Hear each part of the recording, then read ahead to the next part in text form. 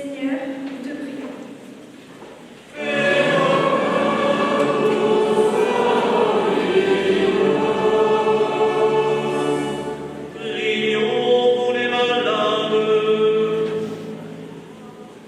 Alors aujourd'hui, ce que je retiens donc de ma journée, c'est que j'ai fait la messe internationale. C'est la plus grande messe que j'ai jamais faite de ma vie.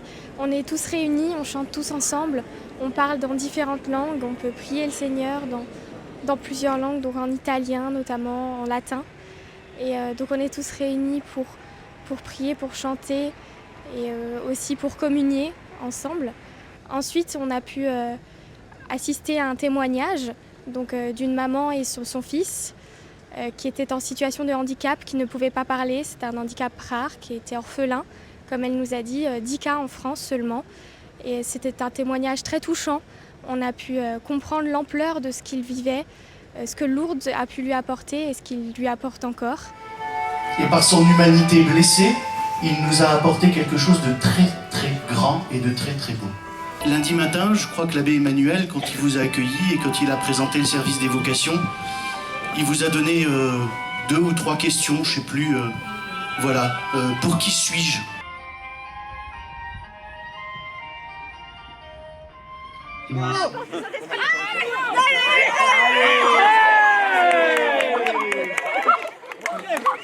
Cet après-midi, on a fait des jeux sur le thème de l'espérance, donc le thème qu'on étudie depuis le début de la semaine. L'espérance, c'est quelque chose qu'on doit toujours avoir en soi.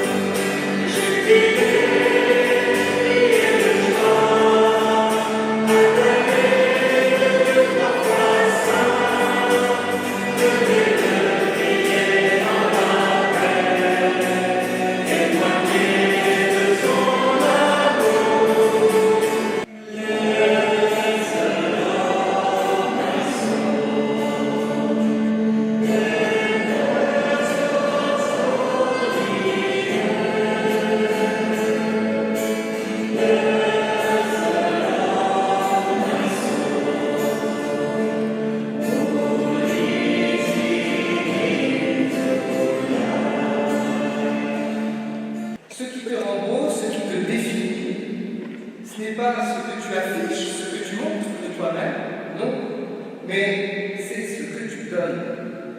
Le vrai like de ta vie, le vrai like que le Seigneur veut mettre sur ta vie, ce n'est pas ce que tu postes sur les réseaux, c'est ce que tu offres à ton prochain. Et que la bénédiction de Dieu Tout-Puissant, le Père, le Fils et le Saint-Esprit descendent sur vous et demeurent toujours.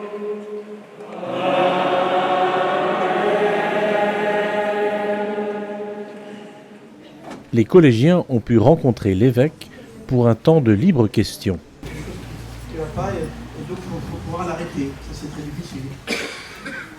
Ça c'est donc dans les décisions qu'il faut prendre quelquefois. Les lycéens se sont retrouvés à l'hémicycle pour un temps de catéchèse et un temps de préparation du sacrement de la réconciliation qu'ils ont vécu l'après-midi. C'est de faire un peu un point dans votre vie. C'est de prendre un petit temps de réflexion, méditation, faire une pause. Et puis de se dire, en fait, comment dans ma vie j'arrive à mettre en œuvre ce commandement. Est-ce que j'arrive à aimer Dieu et mon prochain, comme moi-même, comme le Christ me l'a enseigné.